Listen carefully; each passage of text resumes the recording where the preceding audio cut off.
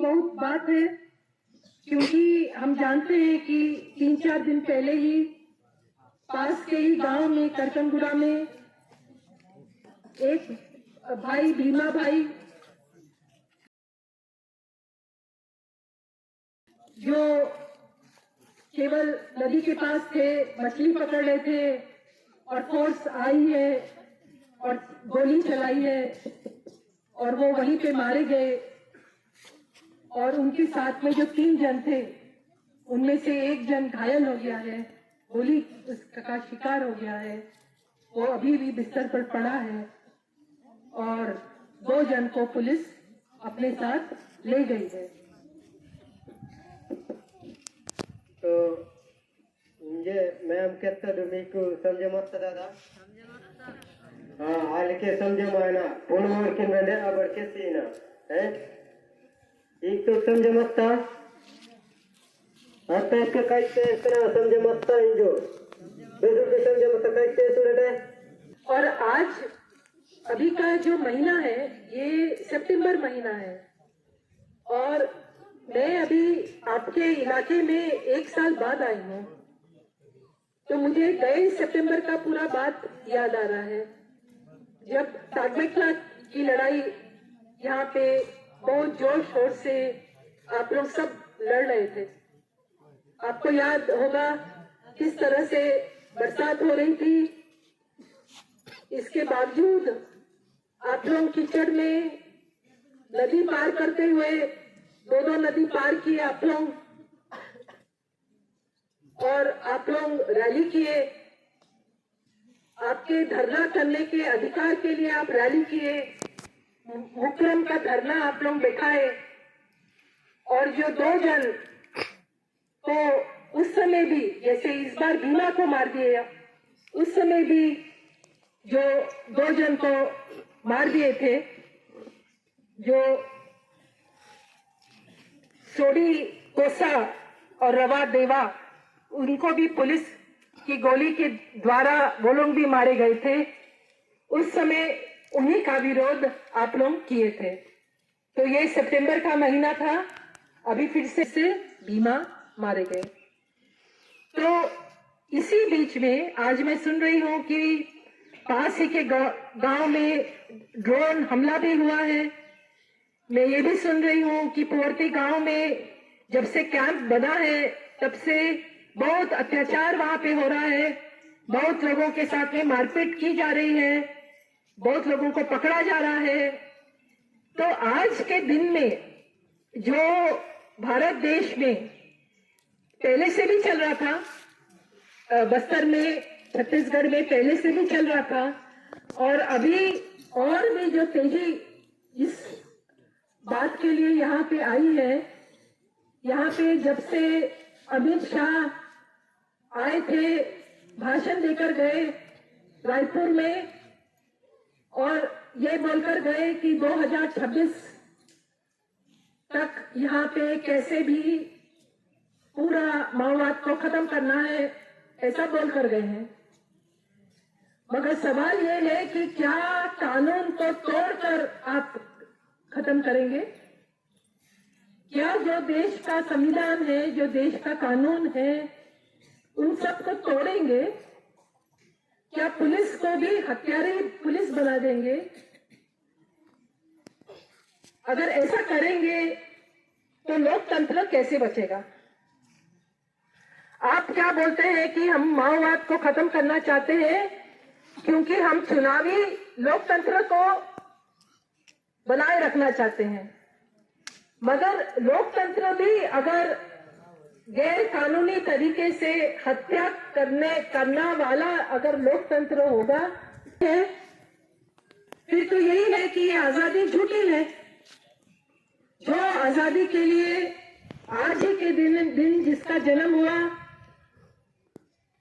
हमारी देश के स्वतंत्रता संग्राम के एक बहुत बड़े नायक, बहुत जिनको बहुत आज भी सब कोई बहुत प्यार करते हैं, भगत सिंह, जिन्होंने भी उस समय के अन्याय के खिलाफ, अंग्रेजों के खिलाफ वो लड़ाई लड़े, उनको जेल हो गई और दूसरे 2 साथियों के साथ उनको फांसी में लटका दिया गया। तो वो लोग किसके लिए लड़ रहे थे? तो आजादी के लिए लड़ रहे थे कि हमारे देश में अंग्रेज शासन खत्म हो, हमारे देश में हमारा खुद का भारत देश का खुद का राज्य बने, देश बने, जहां पे सबको समानता का अधिकार हो, जहां पे शोषण नहीं हो, अमीर गरीब नहीं हो, जहां पे धर्म के नाम पर, जाति के नाम पर, लिंग के नाम पर किसी भी तरह का भेदभाव नहीं हो और सबको समान अधिकार मिले, सबका विकास समान हो। ऐसा नहीं हो कि कोई बहुत अमीर है, कोई बहुत गरीब है, ऐसा देश ना बने। तो इस तरह के देश के लिए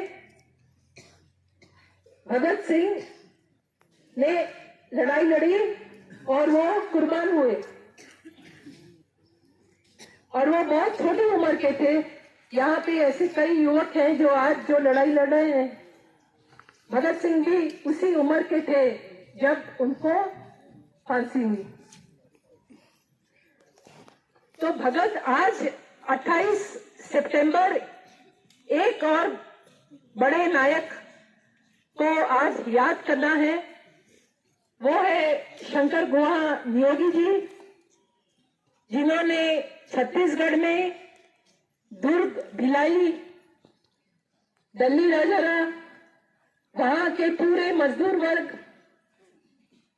की बहुत शानदार संघर्ष उन्होंने किया। छत्तीसगढ़ मुक्ति मोर्चा को जन्म दिया और जिसमें उनका बहुत बड़ा प्रसिद्ध नारा संघर्ष और निर्माण, उस नारे को वो छोड़कर गए।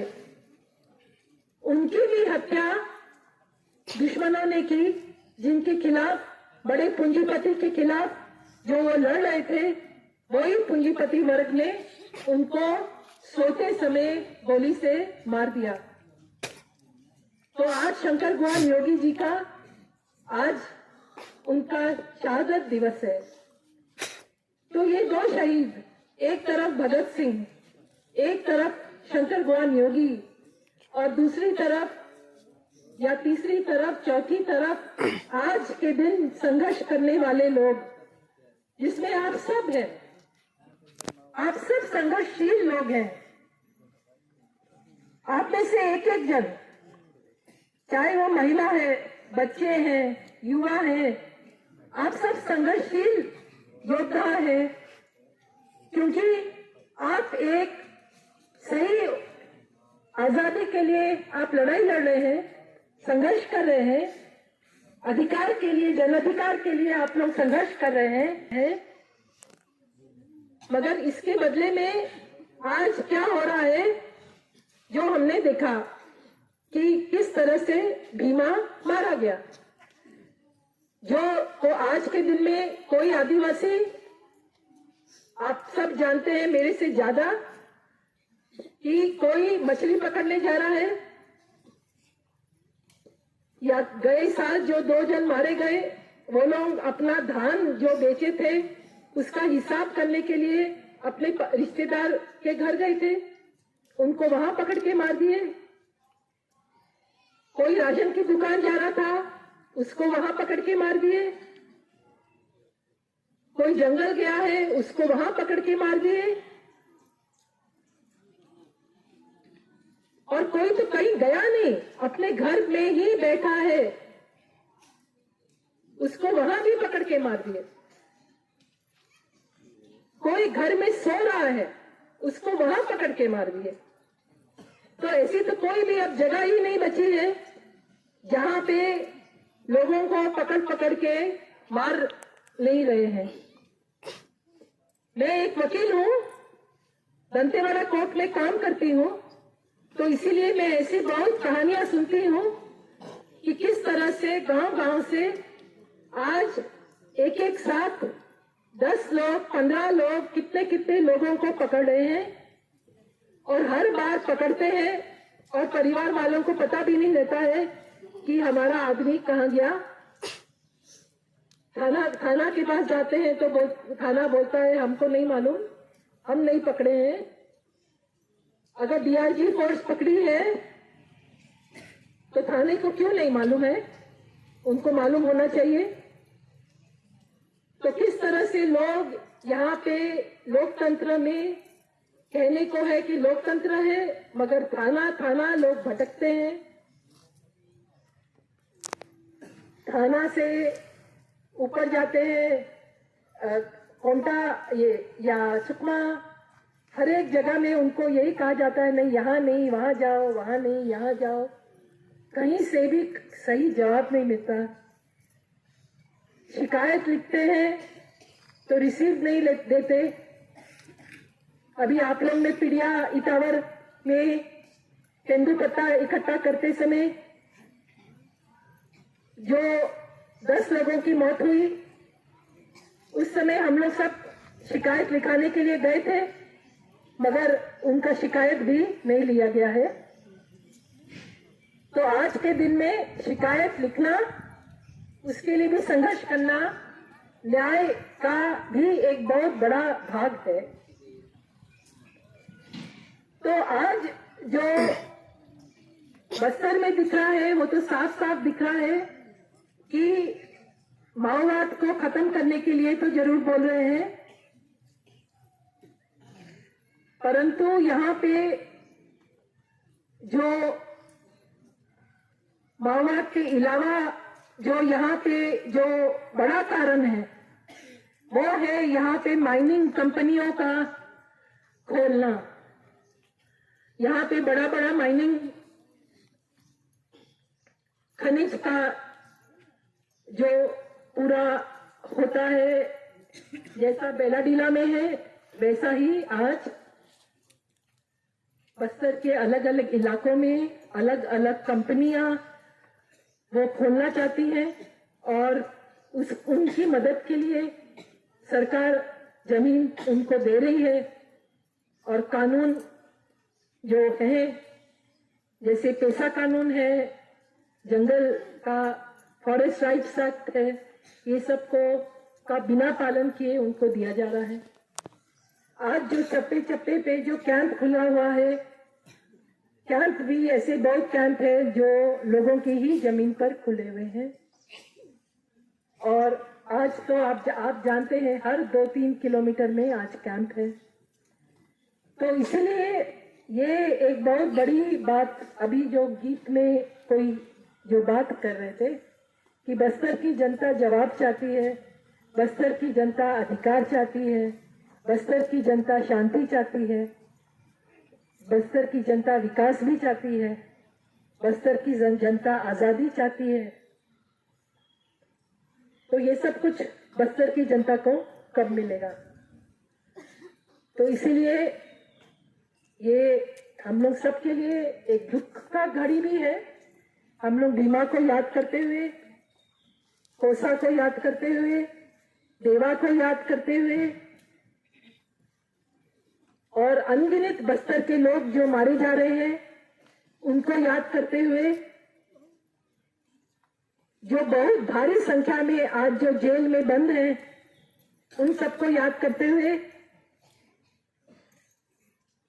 हम फिर से यही कहेंगे कि भगत सिंह का जो रास्ता है वो सही रास्ता है, वो संघर्ष का रास्ता है, जिसमें वो खुले संघर्ष में विश्वास रखते थे। और भले ही उसमें लड़ाई करते करते आपको फांसी पर भी लटका दिया जाए, उन्होंने अपने जीवन से यही संदेशा दिया कि भले ही फांसी पर लटका दो, मगर हम जो आजादी मांगने वाले लोग हैं, हम ही इस देश के सही पुत्र हैं, सही पुत्री है, और हम लोग चुप नहीं बैठेंगे, हम नहीं दबेंगे, हम अपना अधिकार लेकर रहेंगे। क्योंकि ये अधिकार केवल एक जन के लिए नहीं है, दो जन के लिए नहीं है, ये एक पूरा नया देश का निर्माण करने की बात है, जिसमें समानता होगी, ऐसा देश जिसमें लोगों को रोना नहीं पड़ेगा, बार बार मरघट नहीं जाना पड़ेगा, आप चैन की जिंदगी जी सकेंगे, आपको आपका अधिकार मिल सकेगा। हमें ऐसा देश बनाना है। तो इन सब को याद करते हुए साथियों, हम फिर से यही बोलेंगे कि जनतंत्र, लोकतंत्र, अपने अधिकारों की लड़ाई का संघर्ष हम करते रहेंगे, हम नहीं डरेंगे, हम पीछे नहीं हटेंगे, हम नहीं डरेंगे। मैं आपके बस्तर में ही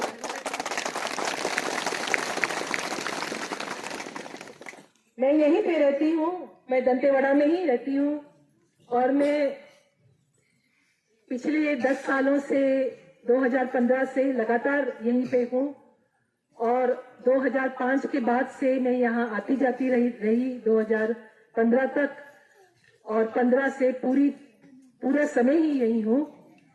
तो मैं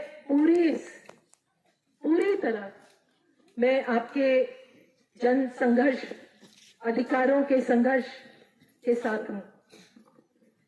तो इस बात पर हम दुख भी मनाएंगे, मगर हम अपनी मुट्ठी को और तेज भी करेंगे कि अलग अलग उंगलियां नहीं, एक मुट्ठी, और इस मुट्ठी से हमको हमारे अधिकारों के लिए लड़ना है, हम पीछे नहीं होंगे।